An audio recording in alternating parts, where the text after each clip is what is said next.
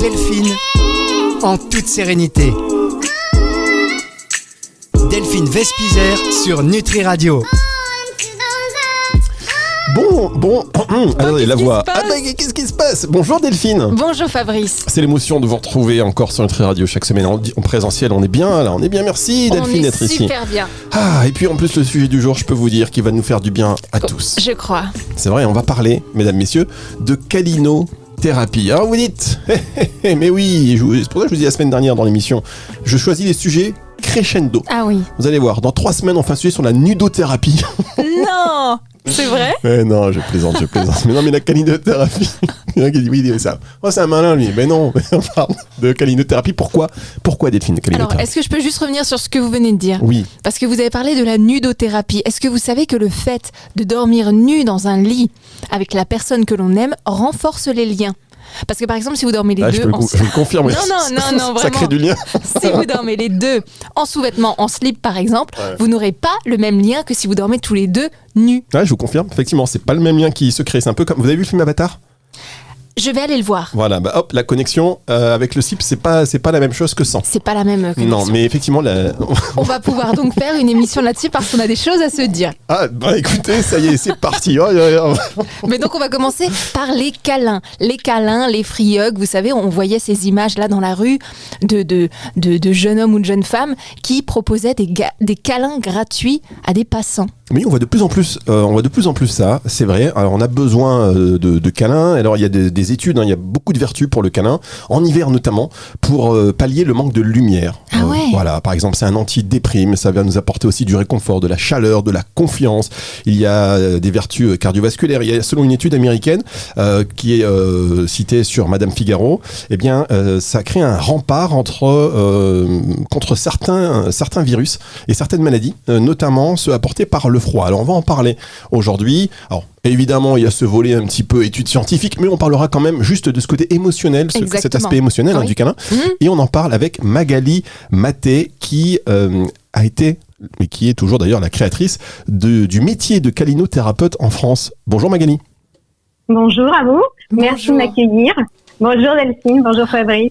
On est ravis. C'est un sujet, moi, qui me passionne parce que on peut être pas trop câlin à un moment et un peu plus câlin à un autre moment de sa vie. Et moi, je suis en pleine phase câlin. J'adore les câlins, donc ça m'intéresse vraiment de savoir comment est-ce que ça vous est venu de vous dire un jour, j'ai envie d'étudier le bienfait des câlins. En fait, le point de départ, c'était d'abord un projet dont la vocation était de voir comment nous pouvions réhabiliter la tendresse au cœur de la cité. À cette époque, je vivais à Paris. Et donc, l'intérêt de cette proposition, c'était de voir finalement comment on pouvait aussi sortir de cette société de performance qui nous amène tous à jouer des rôles sociaux et à pouvoir finalement nous rencontrer dans un autre espace plus intime, mais qui dit intimité, tendresse, câlin, ne dit pas sexualité, nudité. Exactement.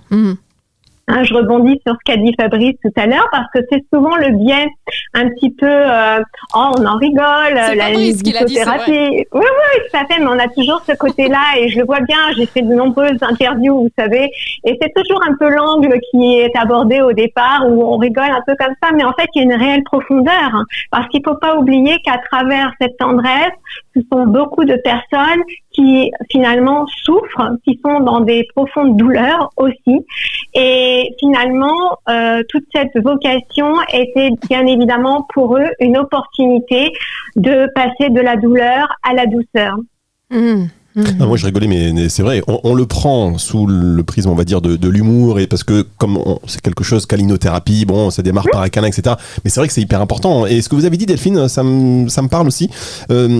On peut être plus ou moins câlin à un certain moment de sa vie. Alors moi j'ai un fils, un ado, j'en ai deux. Il y en a un qui est plus câlin que l'autre alors qu'ils ont reçu quand même la même affection. Oui. Et il y en a un qui est réfractaire un peu au câlin. Alors ça m'énerve. Oui. Et ce que j'entends à travers ça, Fabrice, vous voyez, c'est très intéressant ce que vous pointez parce que en fait, non seulement nous allons avoir des besoins différents, mais ça nous montre également que la tendresse peut s'exprimer de différentes manières. Je vous donne un exemple. le câlin, évidemment, on l'associe souvent à l'image maternelle et donc au fait d'être pris dans les bras. Mais évidemment, la tendresse, c'est plutôt un état d'être à rencontrer en soi avant d'être une forme physique. Et dans cette forme physique, il peut bien sûr y avoir un geste partagé, un toucher, un contact partagé, mais il peut y avoir, par exemple, ce que j'appelle le grand sourire de tendresse. La présence, qui quand elle est vraiment là, on peut sentir une tendresse à côté de nous. On n'a pas besoin de se toucher. On est déjà dans ce ressenti intérieur. Et donc, ça peut être également, vous voyez, à travers la parole, un mot de tendresse. Qui n'a pas eu besoin, à un moment donné de sa vie, dans un chaos, dans une difficulté, d'avoir un mot de tendresse qui nous a réconfortés, qui a aussi été soutenant et encourageant pour nous. Donc, c'est pas, l'idée, c'est de ne plus limiter cette tendresse, en fait, qui a une forme, en fait. Bon, alors si on reprend quand même la forme première du câlin, qui est effectivement le enlacé et entouré de ses bras, concrètement, pour qu'il soit optimum, ce câlin-là, combien de temps il doit durer ? Attendez, on va quand même mettre ça en pratique tout de suite. Je plaisante évidemment. Je vous écoute, Magali. Il y a peut-être une étude scientifique sur le fait de combien de secondes c'est vrai, on doit être serré dans les bras pour pouvoir vraiment ressentir le bienfait. Oui, il y a des études qui sont faites par rapport à ça, mais j'ai envie de vous dire qu'avant toute chose, la difficulté, c'est que lorsque nous nous mettons en lien à travers le toucher, évidemment, il y a tout un tas de barrières avant. Donc, évidemment, nous pouvons aller viser les bienfaits du câlin, mais avant cela, il va y avoir un chemin à faire vers cela. Pour les personnes qui sont dans la difficulté à recevoir du toucher ou à partager du toucher, il est évident que c'était un chemin de réapprentissage, en fait. Pour 1000 raisons, parce qu'ils n'ont pas reçu de tendresse ou ils en ont reçu d'une certaine manière alors que c'était pas ce dont ils avaient vraiment besoin, etc., etc. Donc, en fait, j'ai envie de vous dire, bien qu'on ait des études qui soient présentes, bien sûr, finalement, le câlin, il est bon le temps qu'il est là pour votre besoin, en fait. On voit bien au bout d'un moment, vous prenez quelqu'un dans vos bras et puis finalement les bras finissent par se délier de nouveau parce que chacun reprend sa respiration et revient dans son propre espace finalement. Vous avez totalement raison. Le câlin, ça dépend. Quand ça doit se terminer, ça doit se terminer. On va en reparler dans un tout petit instant. On marque une première pause et on se retrouve avec Delphine Vespizer et vous, Magali, juste après ceci. Dans les compléments alimentaires, il y a un peu de tout. Et puis, il y a Vital Plus, une entreprise familiale française qui formule et fabrique ses compléments nutritionnels depuis 34 ans. Un savoir-faire unique pour des compléments alimentaires riches en nutriments et extraits de plantes. Des produits naturels et bio d'une qualité exceptionnelle pour une consommation en toute confiance. Vital Plus, votre bien-être mérite le meilleur. Disponible en pharmacie, magasin bio et diététique.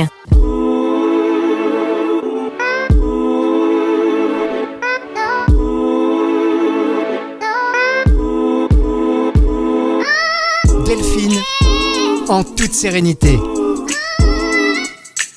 Delphine Vespizer sur Nutri Radio. Delphine Vespizer. Les câlins. Et on parle de câlins aujourd'hui avec vous. Alors vous avez demandé, alors est-ce qu'il y a une durée pour qu'un câlin soit efficace et puisse, je sais pas moi, diffuser ses bonnes ondes, etc. Vous, par exemple, la durée d'un câlin, c'est quoi ? Alors attendez, je compte. 2, 3, 5, 6, 7. 7 secondes pour vous, ça vous apporte... 7 secondes, ouais. Mais vous recevez ou vous donnez ? Moi les deux, parce que je suis très tactile. Alors j'étais pas tactile avant, je suis devenue tactile. J'étais pas câlin avant, je suis devenue câlin aussi. Attendez. Je ne sais pas ce qui s'est passé. Qu'est-ce qui s'est passé dans votre vie pour qu'à un moment donné vous deveniez plus tactile ? À quelle époque ? Souvenez-vous, faites un effort de mémoire. Quand êtes-vous devenu plus tactile ? Vous voulez que je vous dise, ce qui est incroyable, c'est que mes mes 2 premiers chéris me le reprochaient. Ils me disaient toujours, et là je rentre un peu dans l'intime, tu n'es pas assez tactile, tu n'es pas assez câline, tu n'aimes pas les câlins, tu n'aimes pas les bisous.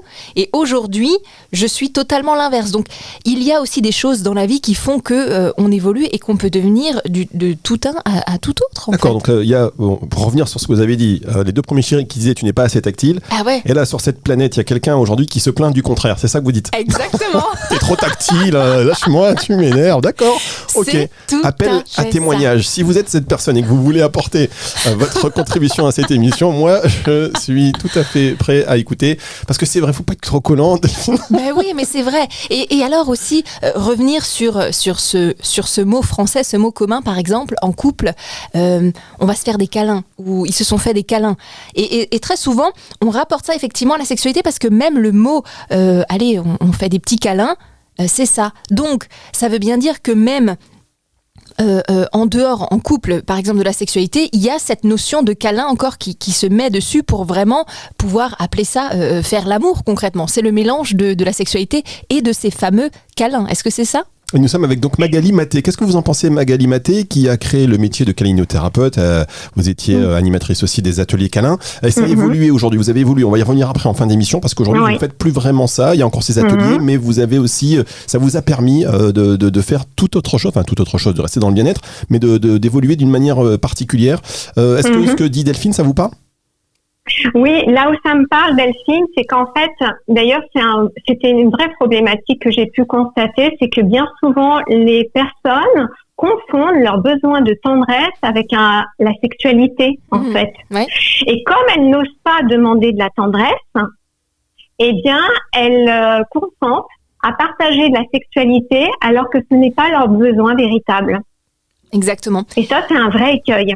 Autant chez les femmes que chez les hommes, parce que les hommes, sous le prisme de la performance, je dois être ceci, cela, et dans une représentation sexuée, du coup, je vais pas oser dire que j'ai juste envie d'être pris dans les bras. Et puis pour une femme, eh bien, non, je vais pas oser demander parce que j'ose pas aller vers mon besoin et oser dire mon besoin. C'est ça, et très souvent les personnes qui sont aussi en dépendance affective ou dans un couple amoureux anxieux, en fait, ont juste besoin effectivement de se sentir aimé, de se sentir câliné.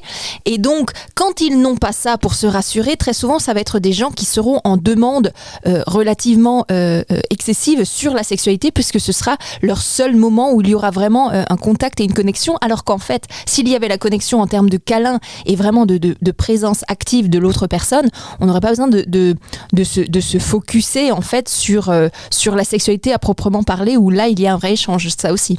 En fait, ça devient une stratégie finalement. C'est-à-dire que je passe par la sexualité pour finalement avoir ce moment d'étreinte à la fin, par exemple, d'un partage sexuel. Et donc, finalement, c'est tout un réapprentissage aussi dans ces ateliers. Les ateliers câlins duraient 3h15 quand même, hein. Donc, c'est pas on est juste là dès le début et on se prend dans les bras. C'était un vrai chemin de retour à oser sentir ses besoins, oser les exprimer, trouver la bonne distance avec les personnes, mais également pouvoir dire dans son besoin qu'est-ce que je souhaite recevoir, et puis pouvoir du coup recevoir, et après pouvoir également donner en échange à quelqu'un. Et donc ça nécessite quand même un vrai apprentissage en soi. Tout ça, ce sont des qualités qu'on apprend en chemin, des compétences humaines qu'on apprend en chemin. Qu'on apprend en chemin dans vos cours, en fait, qu'on apprend aussi dans vos cours. Moi, ça faisait partie de ce que j'enseignais également aux ateliers câlins, parce que on avait sur 3h15, la moitié du temps était consacré à cela, c'est-à-dire sentir son besoin, oser le dire, aller poser une demande à quelqu'un en face, recevoir un oui, recevoir un non, qu'est-ce que ça me fait, comment je me sens, est-ce que j'ose du coup, si la personne me dit oui, y aller franco, et puis dire voilà, j'ai envie de partager ça avec toi, est-ce que tu aimerais me l'offrir, et si la réponse est non, alors comment on trouve un ajustement ensemble. C'est un vrai échange. C'est un vrai échange, en fait. Hein. Et donc, la deuxième partie de votre cours, c'est la pratique. Alors, exactement. La deuxième partie, c'est vraiment ensuite, il y a non seulement la théorie qui est alliée à des exercices, et en seconde partie, il y a vraiment la pratique de tout ce qu'on a vu en amont. Et donc là, les personnes vont avoir 3 temps de câlins qui vont être partagés, et avec une alternance de rôle, donneur puis receveur. D'accord. Et est-ce que... Le chaser et le... Oui, ne reparlons pas de ça, c'est compliqué. Oui, alors, est-ce que la qualité du câlin est la même si c'est une personne à qui l'on tient et qu'on aime ou un inconnu, puisque le fameux free hug dans les rues apparemment fait vraiment un carton, alors qu'en fait c'est un câlin donné ou reçu par un inconnu. Tout dépend de l'intention de la personne. Ah ouais. On en revient toujours à une histoire d'intention. Oui. Si je cherche à prendre quelque chose et que je laisse croire aux gens que je donne, énergétiquement ça joue pas. Est-ce que vous pouvez répéter la question? J'ai pas tout à fait compris. Je répète. Si vous êtes dans un espace où vous êtes dans la posture, je vais donner un câlin, je vais offrir un câlin. Comme on le voit, les free hugs ont lieu plutôt dans la rue. Donc, dans des événements ou des manifestations dans la rue. Et donc, du coup, la personne, elle est dans une posture de « Ok, je vais te donner un câlin ». Mais si au fond d'elle, son intention, c'est de recevoir quelque chose. Et donc, plutôt d'être dans l'autre posture inversée. Dans le receveur du câlin. Exactement. Alors qu'elle est dans l'espace où normalement elle est censée donner, l'intention n'est pas alignée en fait. Donc il faut vraiment qu'on se dise cette fois-ci je suis donneur ou alors je suis receveur, parce que sinon c'est pas tout à fait, ça fonctionne pas. C'est pas la même chose, parce que si vous voulez, quand j'ouvre mes bras à l'autre, alors il y a quelque chose qui peut être mais est-ce qu'il peut pas y avoir 2 donneurs en même temps? Vraiment qu'on se sert mutuellement à 50-50 équitable. Bien sûr. Mais c'est toute la subtilité. C'est-à-dire que si je cherche à prendre, on parlait tout à l'heure par exemple de dépendance affective, de choses comme ça. Si je cherche à prendre quelque chose chez l'autre, alors je vais avoir tendance à serrer fort l'autre, par exemple. Je veux retenir quelque chose. Et puis je peux tellement à ce point être en demande, être en besoin de toucher, que du coup je vais essayer de m'accaparer l'autre dans ma posture. D'accord. Alors que quand je partage un câlin simplement dans ma présence, sincère, bienveillante et ouverte à l'autre, j'accueille juste dans mes bras. Je cherche pas quoi que ce soit, j'ai pas d'attente. Magali, on va marquer une dernière pause. Pendant ce temps-là, on va tester, Delphine. On va tester, on va vous dire pendant la pause, qui est receveur, qui est donneur. J'ai une petite idée du truc. Allez, on marque une pause et on se retrouve dans un tout petit instant pour la suite et la fin de cette émission sur Nutri Radio.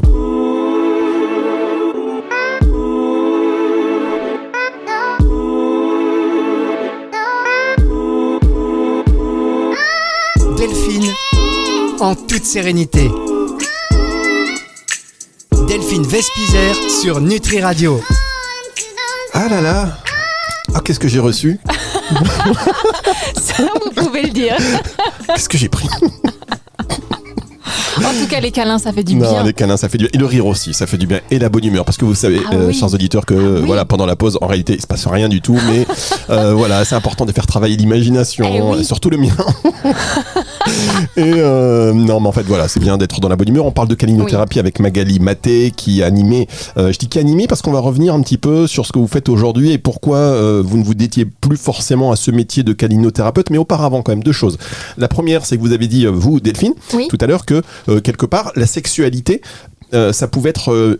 ça pouvait compenser.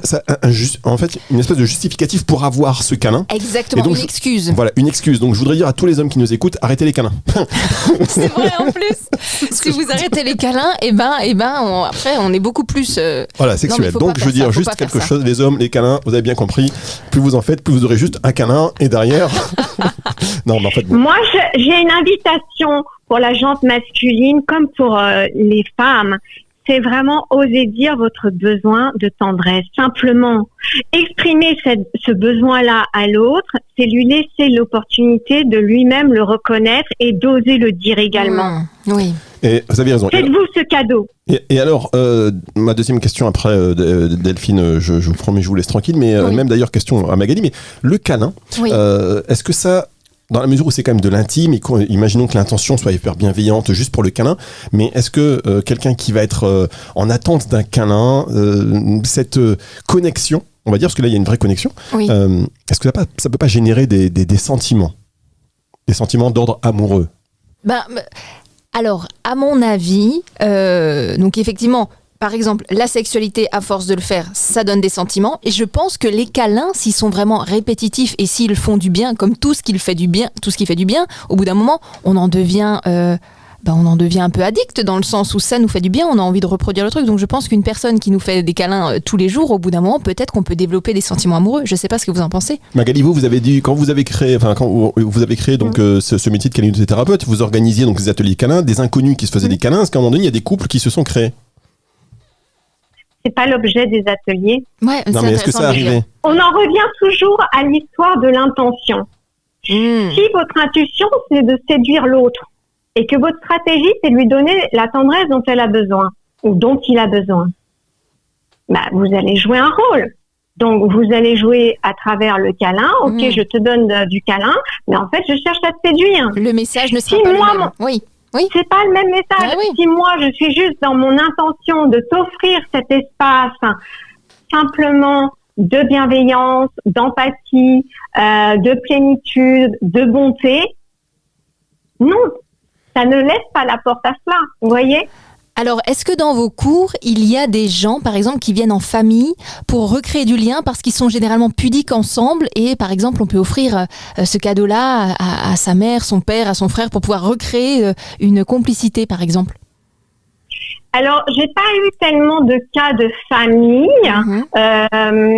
J'avais plus des personnes qui étaient des amis éventuellement, qui se connaissaient, et parce que moi j'avais beaucoup de bouche à oreille qui faisait le succès des ateliers, et donc les personnes parlaient de leur expérience à l'extérieur, et du coup ça intriguait aussi les autres personnes, et c'est ça qui faisait que mes ateliers se remplissaient.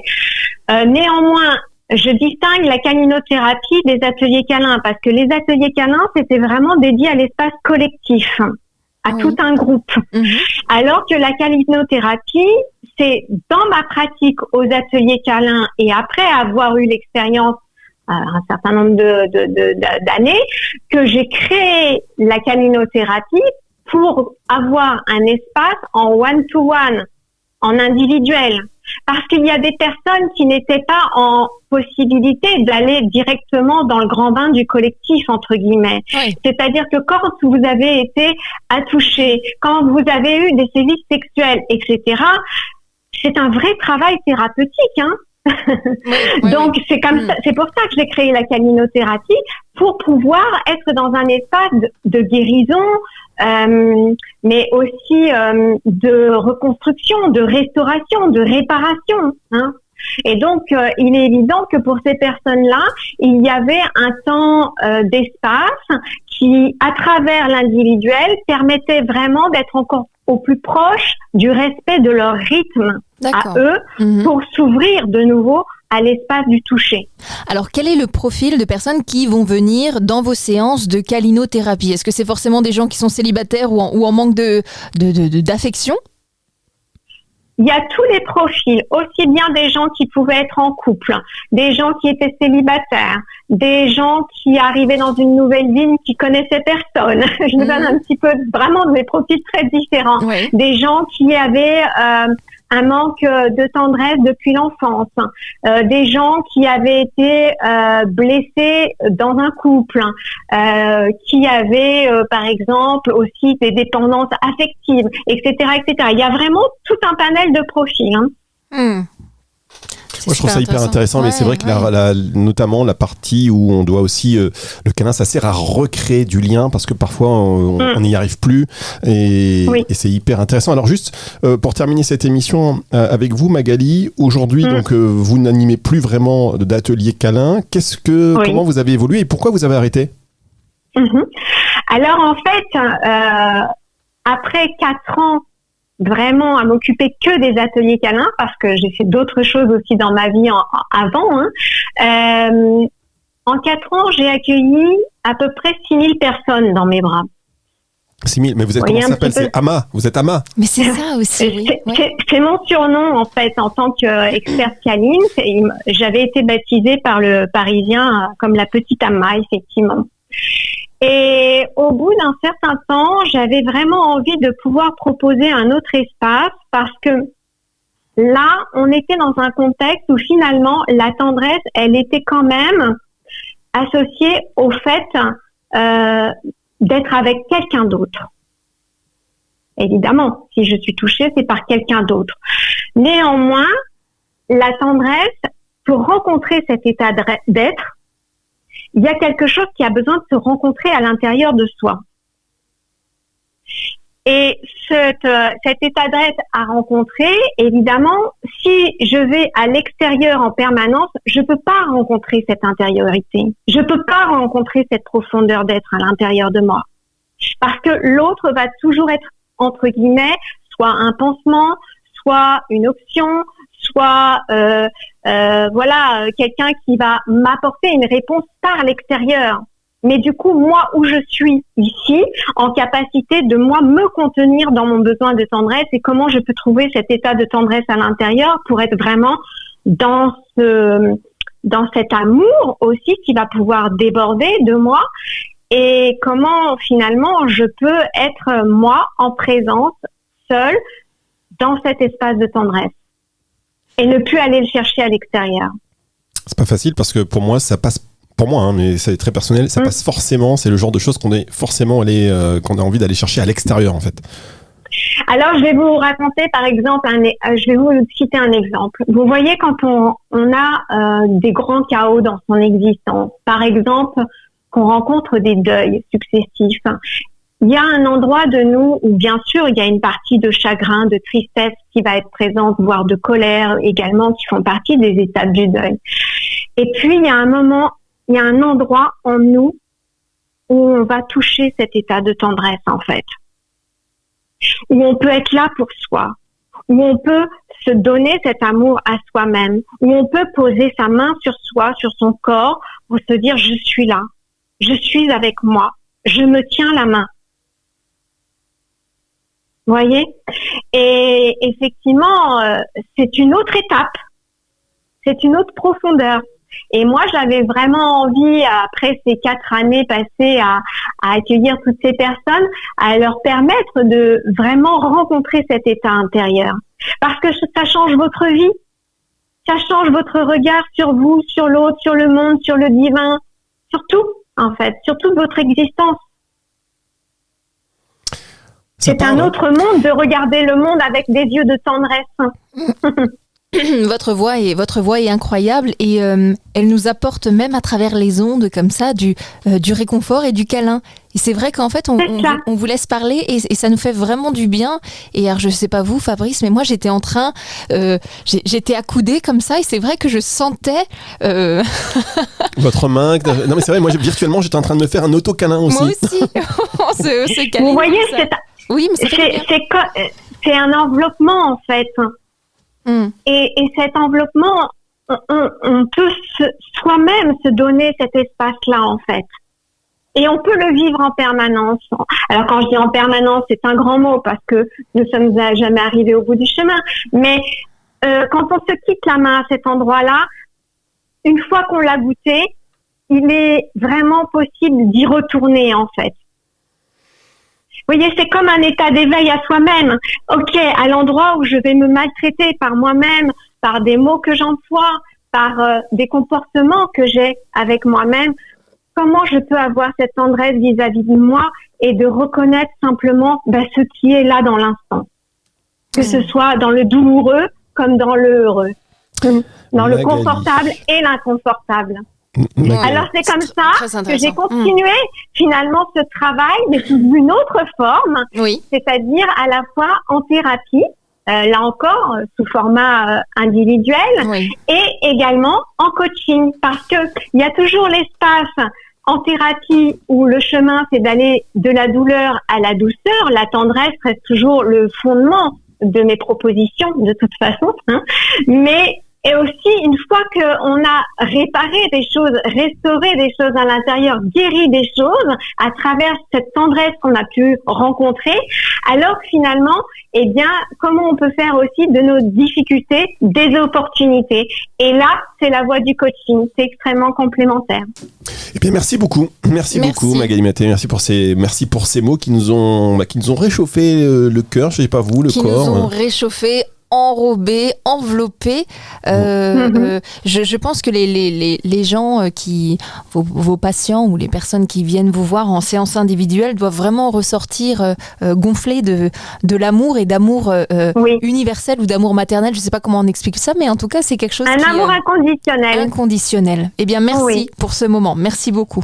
Merci. C'est moi qui vous remercie vivement. Je vous souhaite une excellente année ainsi qu'à tous vos auditeurs et je vous souhaite bien sûr énormément de tendresse. Ah, c'est beau, merci Magali Maté. C'est une émission que vous allez pouvoir retrouver. Ça se termine tout en douceur. J'aime bien, j'adore. Merci beaucoup Delphine.